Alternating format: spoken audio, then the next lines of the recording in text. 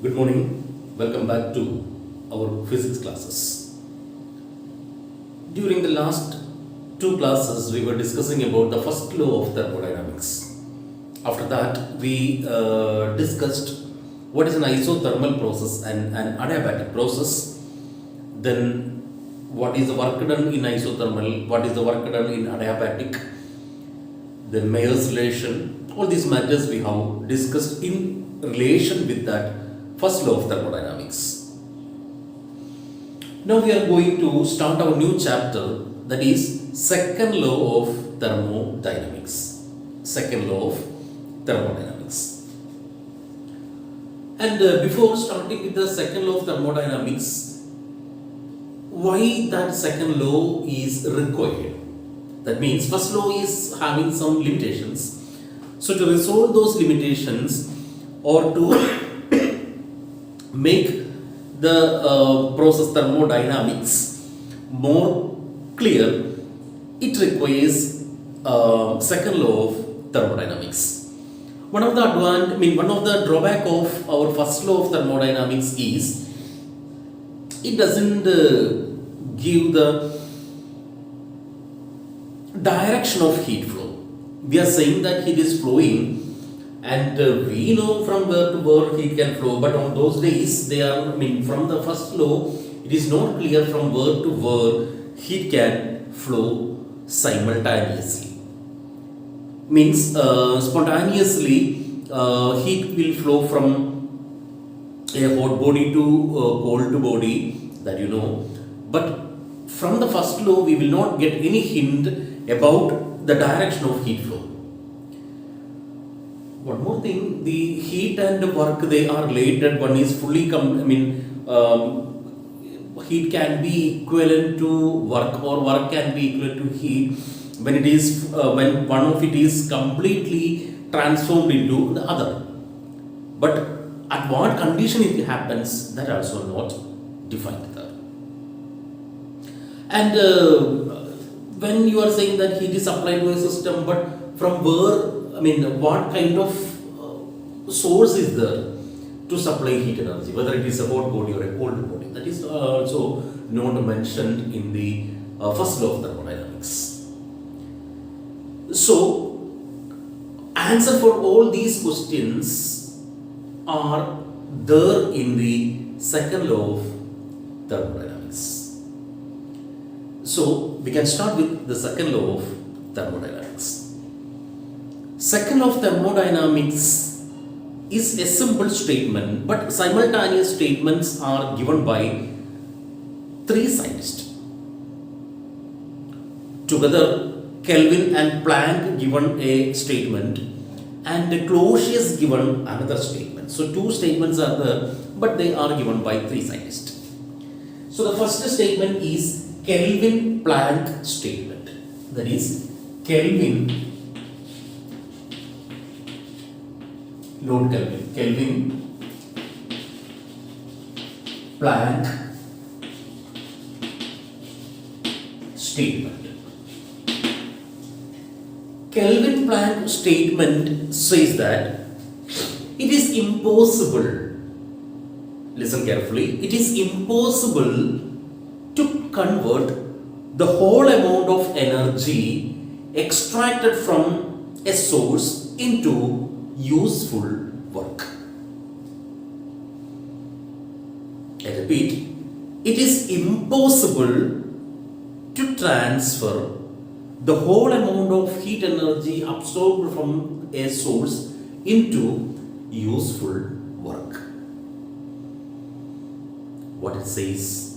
It says, if you are supplying heat energy into a system, and that whole energy supplied to the system will not be converted into equivalent amount of work. Some amount of energy supplied to the system, some amount of heat supplied to a system is not getting as an work output. Where it goes? You know that. That is the Kelvin-Planck statement. That is the Kelvin-Planck statement. It is impossible to convert the whole energy extracted from a hot body into, or a source into, useful work. is given by the Kelvin-Planck statement for second law of thermodynamics. Another statement is Cauchy's statement. Cauchy's statement. It says it is impossible, again, it is impossible to transfer heat from a cold body into a hot body without the help of an external agency. Without the help of an external agency, it is not possible to transfer heat from cold body to hot body. So from this it is clear that it is not an spontaneous process. Heat flow from a cold body to hot body is not a spontaneous process. To achieve or to collect heat from a cold body to hot body, what is required? Work done from an external agency is required. So spontaneously it is not possible to flow heat from a cold body to hot body. That is Cauchy's statement. Remember, these two statements are negative statements. These two statements are negative statements. Kelvin-Planck says that it is impossible to convert the whole heat energy absorbed by a system into useful work. Cauchy says that it is not possible to transfer heat from a cold body to hot body without the help of an external agency. These two statements are the statements for second law of thermodynamics. Okay. Moreover, there is no such a proof for the second law of statements. There is no proof for second law statements. And I suppose this is more practical statements. Means it is not a theoretical statement, it's a practical statement. And the validity of these two statements is no any device is designed to contradict these two statements. That means we can't have any other source. That means we can't have any other device through which we can show that these two statements are wrong. That is the validity of these two statements, which means it is impossible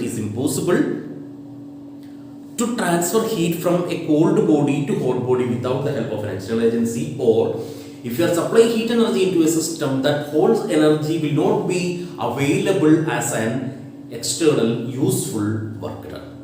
These two statements are real and these two statements are true, and we can see these two statements in many practical situations, or based on these two statements we can have two important devices designed by scientists, and no other devices are there through which we can say that these two statements are wrong. So we have to accept these statements as two statements for the second law of thermodynamics.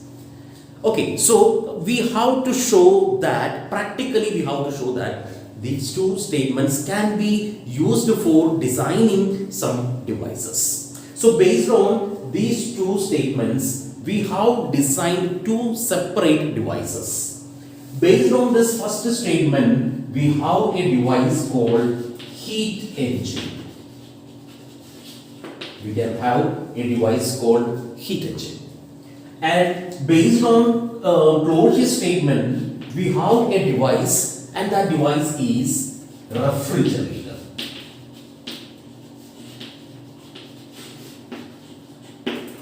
Device is refrigerator. So these two statements are there, or these two statements are there. Based on these two statements, we are having heat engine as well as refrigerator, and heat engine is based on Kelvin-Planck statement and refrigerator is based on Cauchy's statement. And we have to see how these are working on the basis of these two statements. So we can go for the working of heat engine and refrigerator in detail. So before going to the working of heat engine, we have to be familiar with three different processes happening in thermodynamics. These are reversible process, reversible and irreversible, and cyclic. Three types of processes are the reversible process, irreversible process and cyclic process. So reversible process means when you are reversing the cause, the effect is also get reversed. When you are reversing the cause, then the effect is also getting reversed, then that kind of process is called reversible process. And irreversible process are when you are, even though you are reversing the cause, the system will not get back to the initial state, or if you are reversing the cause, the effect cannot be get back. Such processes are called irreversible process. Cyclic process means the system comes back to its initial state. System comes back to its initial state, going through different series of process, and after that, after all, it is coming back to its initial state. Cyclic process we have already discussed. Then reversible and irreversible. Suppose you are having ice. You are having ice and you are just heating it. What will happen? It will melt into water. Suppose you are having water and you are taking heat from that. That means you are cooling it. What will happen? It will freeze into ice. That means if you are making a cause, an effect is observed. And if you are reversing the cause, the effect is also getting reversed. Such a process is called reversible process. Okay, suppose you are burning a piece of paper. That means you are just heating a piece of paper. It will burn into ashes. If you cool that ash, it will it change into paper? No. That means it is an irreversible process. Even though you are reversing the cause, the effect will not be get back. So that is irreversible process. Then cyclic process, when suppose when you are having a piece of ice, you are just heating it, it will melt into water. Again heating, vapor. When the vapor is changing, cooling, it will come to water. Again it will come to ice. So that cycle is the water cycle.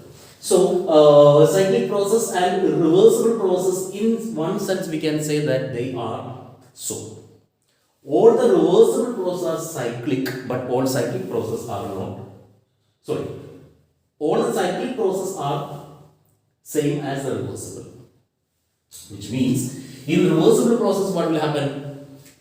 The system is coming back to its initial state. The system is coming back to its initial state. In all reversible process also happening the same. The reversible process is when you are removing the cause, it will come back to its initial state. In cyclic process also, after a set of reactions or set of cyclic processes, it will come back to its initial state. And a process to be reversible, there should be two conditions. That means no dissipative forces exist during the process. That means friction, then any kind of dissipative forces, hysteresis, in magnetism, hysteresis is there, then friction, viscosity, inelasticity, all these are dissipative forces existing in nature. So those dissipative forces will not be there. That means all the dissipative forces should be absent. And the second case is it should be infinitely slow process. That means very, very slowly that process should happen. Then only the process should be reversible by nature. Okay, so that is the conditions should be satisfied so as to make a reversible process. Okay, now we can go for heat engine. So what is a heat engine? What is a heat engine? So a device which can convert heat into mechanical work. A device which can convert heat into mechanical work, that is termed as a heat engine. And Sadi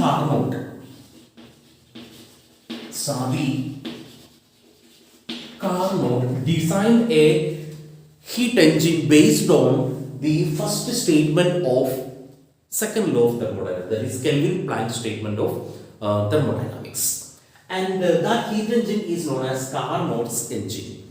That heat engine is known as Carnot's engine. He designed a heat engine by giving us a imaginary imaginary design of a heat engine. That means actually that is not like that, but it is an imaginary diagram or imaginary design for a heat engine, and that is Carnot's heat engine. And the Carnot's heat engine, I already told you, Kelvin Planck's statement is the basic principle.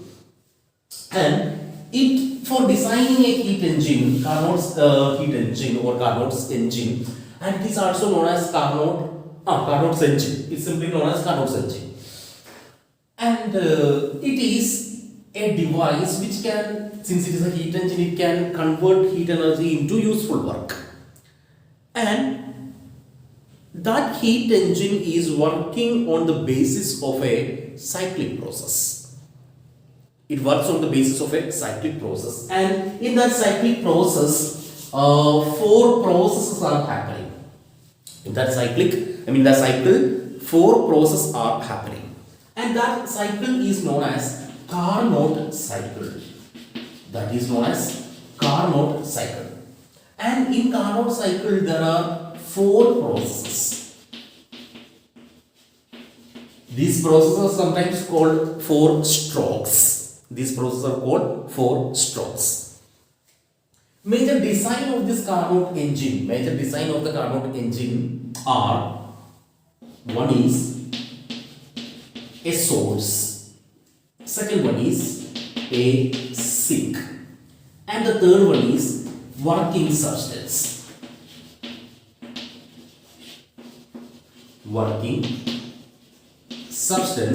And the fourth one is an insulating stand.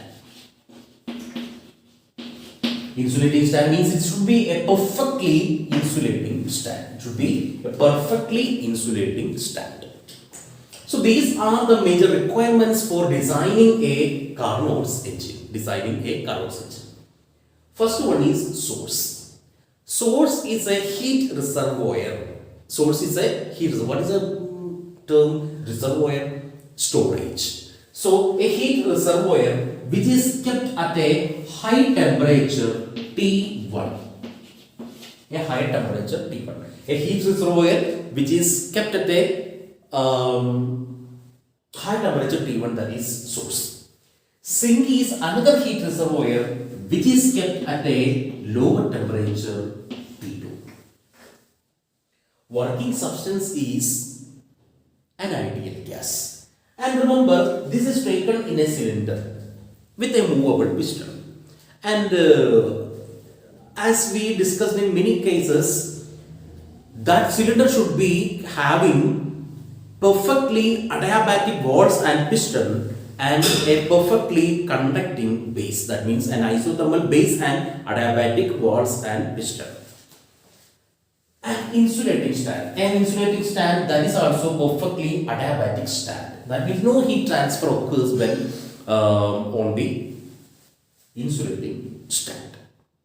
These are the major design for Carnot's engine.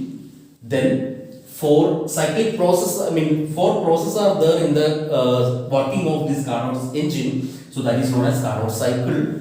And how it going to work, that we are going to discuss now. Okay, so we can picturize those elements or components of Carnot's engine. So here you are having source kept at a higher temperature T1. Here you can have another heat reservoir sink which is kept at a lower temperature T2. In between these two, we can have an insulating stand, perfectly adiabatic insulating stand. Then we can have a cylinder with adiabatic walls, adiabatic piston, and perfectly isothermal base. Okay, perfectly isothermal base. Again, working substance is taken inside the cylinder as a ideal gas is taken as a working substance, and some weights are placed over the piston so as to control the movement of the piston. Okay, so when the Carnot engine is off, this cylinder carrying working substance may be either T1 source, sink, or insulating stand. Suppose this is on the insulating stand, and it can be moved from one to another without doing any work. Its arrangement is like that only. Without doing any work, it can move along into source, insulating stand, and sink. This is insulating stand. Okay, suppose initially the working substance is taken to the source. So since source is kept at a high temperature T1 and the base of this cylinder is conducting, what will happen? From the source, heat will flow into the gaseous system, working substance. In other words, we can say that working substance absorbs heat from source. Suppose Q1 amount of heat is absorbed from source. Q1 amount of heat is absorbed from source. What will happen then? When you are removing the piston, after absorbing the heat, the system will expand. Working substance will expand as you remove the pistons. When you are removing the weights from the piston. So when the working substance is taken to the source, it absorbs Q1 amount of heat from the source and expands isothermally. Okay, so you can plot these processes in PV diagram. So pressure is taken alone and V is taken alone. It expands. V is taken alone and the pressure is taken alone x-axis, y-axis.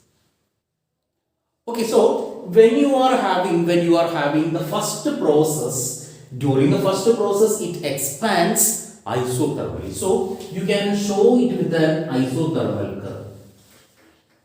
Then the system moves from the state A to B.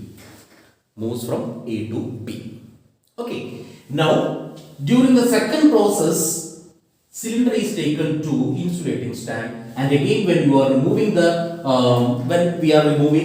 when it is on the insulating stand, we are removing some more weights from the piston, and it again expands. But remember, now it is on the insulating stand. No heat is transferred. As it expands, its temperature drops.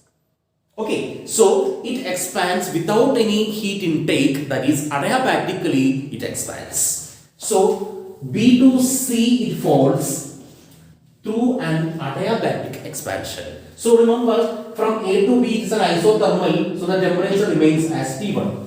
As it moves from B to C, it's an adiabatic expansion, so the temperature falls to T2. Now, insulating stand is, from the insulating stand, the working substance is taken to the sink and it is compressed. What will happen? When it is compressed, it will eject heat from source, working substance into sink. Suppose Q2 amount of heat is ejecting into sink, since sink is kept at a lower temperature T2. So it is compressed, so the volume decreases isothermally. Okay? Then again it is coming back to the insulating stand and again it is compressed, but heat generated within this working substance will not be conducted to the insulating stand. So the heat energy developed will be stored within the system. So its temperature rises to T1 and the system comes back to the same state A again. Okay. So that is an adiabatic compression. So we can say that when it is completing the fourth process, the system is getting back its initial state. Now it is ready for repeating the cycle again. That means again it is going to the source, absorbs given amount of heat, expands isothermally, it is taken to the insulating stand, expands adiabatically, it is taken to the sink, compressed isothermally, then it ejects Q2 amount of heat into the sink, and again it is taken to the insulating stand, compressed adiabatically, its temperature rises back to T1 and the system comes back to its initial state again. Which means this cycle will repeat. This cycle will repeat. So which are the four processes are there? We are interested in that. That first process is isothermal expansion, second process is adiabatic expansion, third process is isothermal compression, and the fourth process is adiabatic compression. So we can say that two expansions and two compressions are there. Two isothermals and two adiabatics are there. So this is the total process happening as a cyclic process. So as a engine continue its working, this cyclic process are getting repeated. So this is called Carnot cycle. This is Carnot's cycle. ABCD is the Carnot cycle. And you know what is the work done in that system? What is the work done in this? During the whole process, it will be the area enclosed by the Carnot cycle. PV diagram. For a from a PV diagram, how you can find out the work done? Area under the PV diagram is work done. Area under the PV diagram is work done. So here it's a cyclic process. So work done for a cyclic process is the area enclosed by the PV diagram of the cyclic process that we have already seen.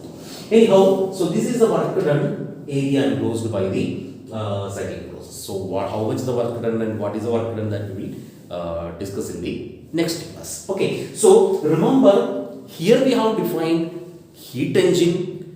The first authentic heat engine is designed by Zadig Carnot, and that is Carnot's heat engine, and it is based on the cyclic process called Carnot cycle. Carnot cycle includes 4 strokes or 4 processes: isothermal expansion, adiabatic expansion, isothermal compression, and adiabatic compression. This is the setup, and this is the working of Carnot's engine, heat engine. Remember, it is based on Kelvin-Planck statement for the second law of thermodynamics. I suppose you are getting that process happening, the working of a Carnot engine. Work done we will calculate it in the next class. So revise it. Be ready for the work done in a Carnot's engine.